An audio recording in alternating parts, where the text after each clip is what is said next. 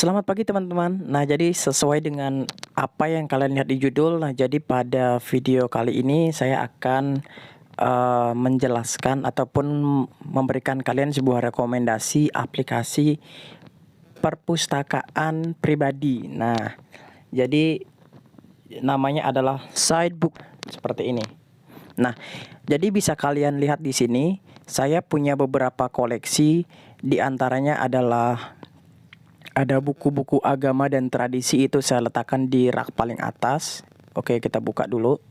Nah, di sini kita lihat ada beberapa koleksi buku saya tentang agama dan tradisi. Di sini ada khususnya Hindu sih, karena saya memang beragama Hindu. Nah, kemudian kita kembali lagi back. Nah, kemudian di rak kedua ini, di sini saya meletakkan buku-buku politik dan sosial. Nah, di sini buku politik dan sosial itu saya letakkan di sini. Kemudian di rak ketiga di sini ada buku novel. Nah, ini ada buku-buku novel saya di sini saya simpan. Kemudian selain itu ada juga ini English. Ini untuk bahasa ya. Jadi belajar bahasa Inggris. Ini buku-buku e-booknya saya skip di sini. Kemudian ada lagi mindset dan kedamaian, ada dokumen pribadi, ada pengembangan diri, dan ada juga cerita dan komik. Nah, jadi kita coba buka salah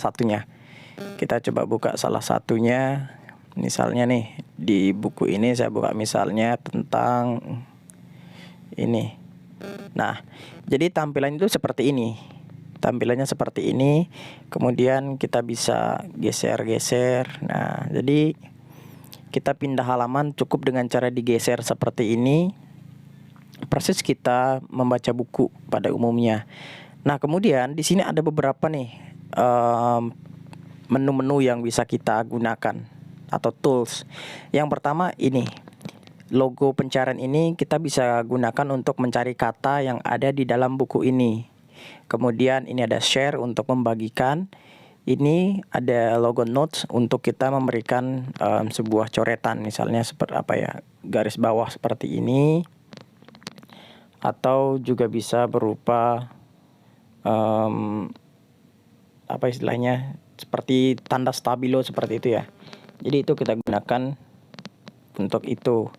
Kemudian di sini juga ada ini tanda di sebelahnya itu. Nah, ini untuk melihat page-nya dari halaman 1, kedua, ketiga, keempat, kelima. Jadi kita bisa melihat gambarannya, kemudian kita bisa klik misalnya mau lompat ke halaman 10.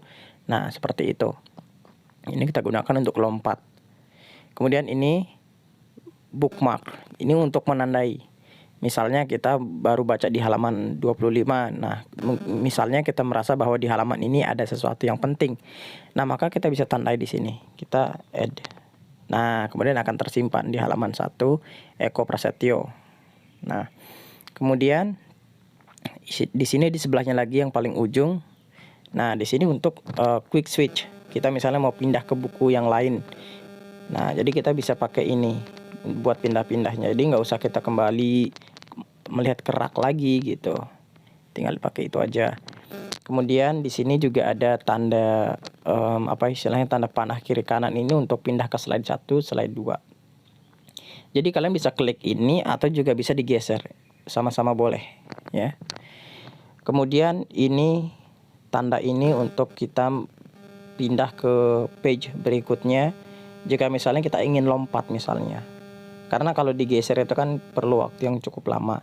Kalau kita pakai ini kita bisa geser langsung ke halaman terakhir, kembali ke halaman 1 dengan cepat ya. Kemudian ini ada LR. Ini maksudnya adalah kita mau bacanya dari kiri ke kanan atau justru bukanya itu dari kanan ke kiri. Nah, ini.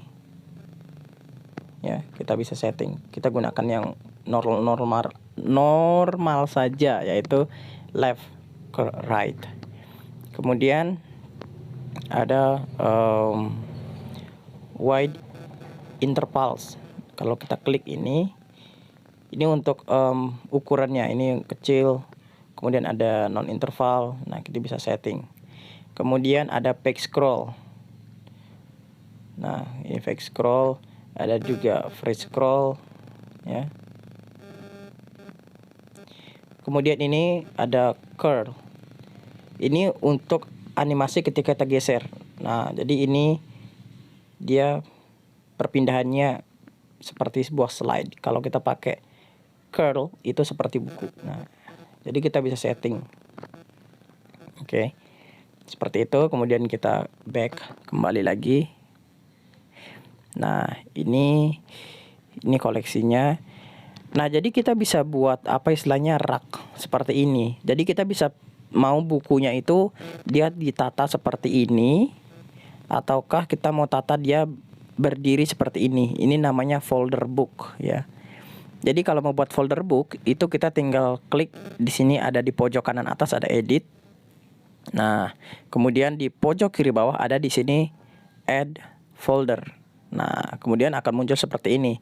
Kita klik done kanan atas. Kemudian kita ganti namanya dengan cara kita klik tahan lama, kemudian kita ganti namanya misalnya ebook. Nah, kemudian kita klik OK, back. Nah, sudah ebook.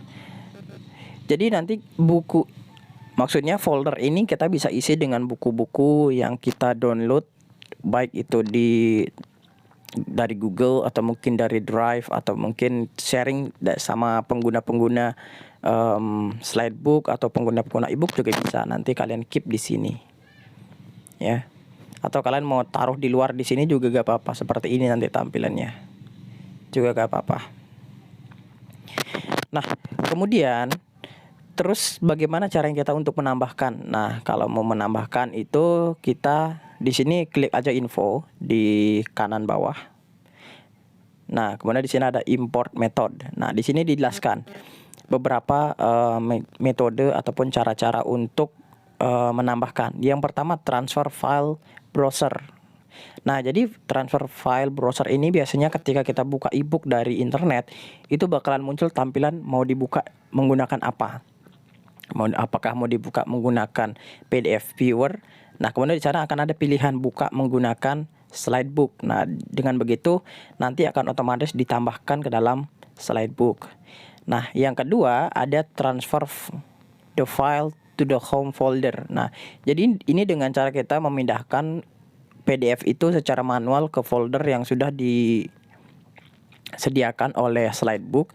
Jadi di sini juga sudah tuliskan alamatnya itu ada di Android, kemudian di data di jp.co.tokyo_ip.slidebooks, kemudian di folder file, kemudian di folder slidebook. Nah, itu yang kedua. Kemudian metode yang ketiga adalah transfer from Dropbox.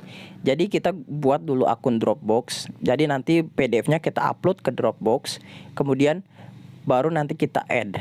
Oke. Ini yang saya maksud di Dropbox. Nah, kita kembali. Nah, di sini ada di sini. Di sebelah bookmark ini ada Dropbox. Nah, ini contohnya. Jadi di Dropbox ini bakalan terlihat buku-buku yang sudah kita upload ke Dropbox. Jadi kita bisa tambahkan seperti ini. Ini adalah yang sudah saya upload di My Dropbox. Jadi nanti kita tinggal add untuk menambahkan ke aplikasi ini. Nah, jadi seperti itu kurang lebihnya. Jadi dengan aplikasi ini kita merasa seperti memiliki perpustakaan pribadi.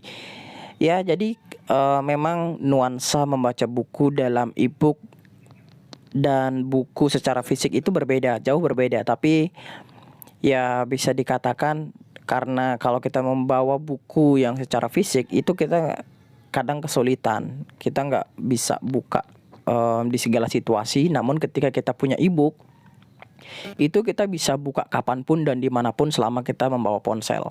Jadi kita tidak harus repot membawa buku. Jadi buku-buku fisik itu kita bisa baca ketika di rumah atau mungkin ketika situasinya memungkinkan untuk membawa buku. Namun ketika situasinya lagi tidak memungkinkan, kita bisa cukup baca ebook saja. Teman-teman, kalau memang merasa video ini bermanfaat, jangan lupa di share, kemudian juga di komen di bawah, dan jangan juga like.